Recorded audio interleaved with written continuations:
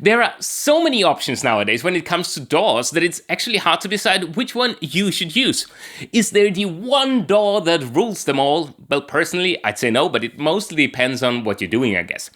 There's different aspects to all three DAWs that I'm using, and they all serve a specific purpose for me. Well, playing live, writing, recording and mixing. This might be quite different from what you require, and you might have found the DAW that ends all DAW discussions, but I've used a lot of different ones over the years, and these three did actually stick with me. Okay, Ableton Live. Let's be real here. I've never fully understood how to write songs in the classical sense using Ableton. That could just be me, and maybe if most of what I'd be doing would be loop or sample based. I could see how I could make this work, but otherwise not so much.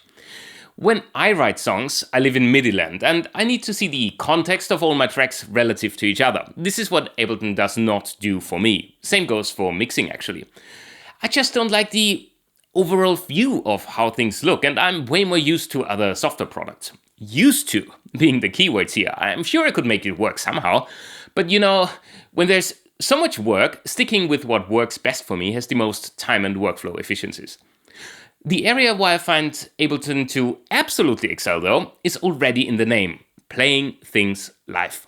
I love how deeply customizable and mappable, if this is even a word, everything is. For that, I see exactly what I need to see, and having loopable parts as part of my sets and ways to easily switch between sets and MIDI instruments is unbeaten so far by any other software I used before. I can easily, trigger loopers, overdub with my pedals, and trigger all kinds of effects with my keyboard.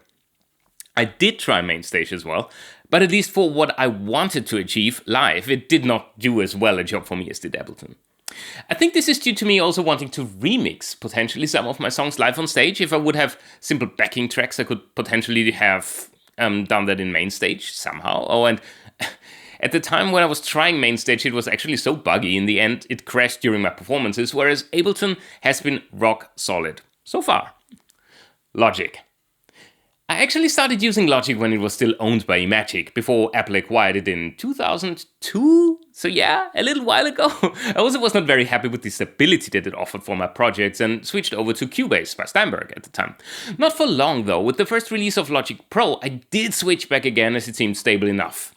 And Logic was somehow king for me when it came to everything MIDI, and since, like I said, 80% of what I'm doing when writing is composing in MIDI, it was my go-to choice. Logic kind of gave me what I needed in terms of functionality, and it had a massive sound library to choose from, as well as a solid variety of stock plugins, which was actually super helpful starting out. The addition of track freezing back then helped me with big projects, eventually caused more issues than I thought, but was over the years not necessary anymore due to increase in computing power. MIDI 2 support, auto-config of surfaces and various keyboards, etc. helped me speed things up and supported my ever-changing array of equipment. I also started mixing in Logic back then, as I wanted to not add another piece of software into my ecosystem, but I started going to bigger studios and interchange with Pro Tools was just so much easier. So I started to experiment with that. So number 3, Pro Tools. It's an industry veteran. It's so deeply ingrained with some companies that it seems that regardless of what Avid is doing in terms of licensing or support, it will be used. And I have to say that, especially in recent years, I'm quite happy with how stable everything works.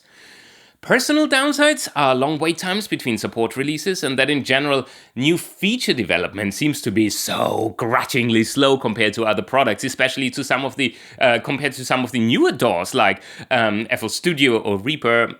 I talked about track pinning and some other features that have been recently introduced, which have been a staple of some other DAWs for quite a while.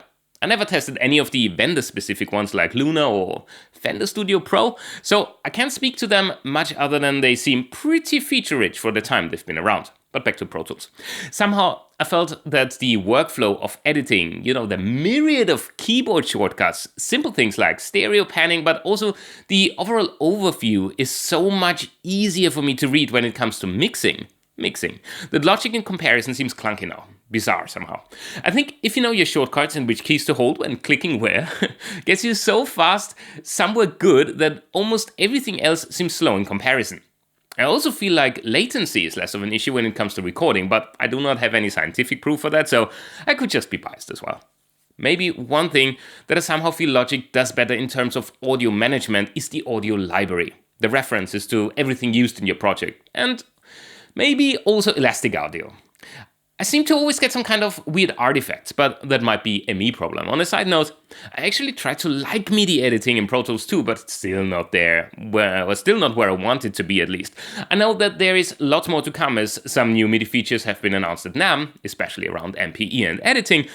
But until then, Logic is where the MIDI happens for me. So there you have it. I'm actually glad that I don't do any mastering.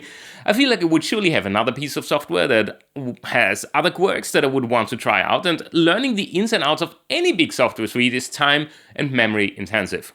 What software do you use for your music productions? Do you have a solution that covers all your needs? If so, please let me know in the comments down below, and let me know which genre you're in as well. And with that, that's a wrap for today. See you soon.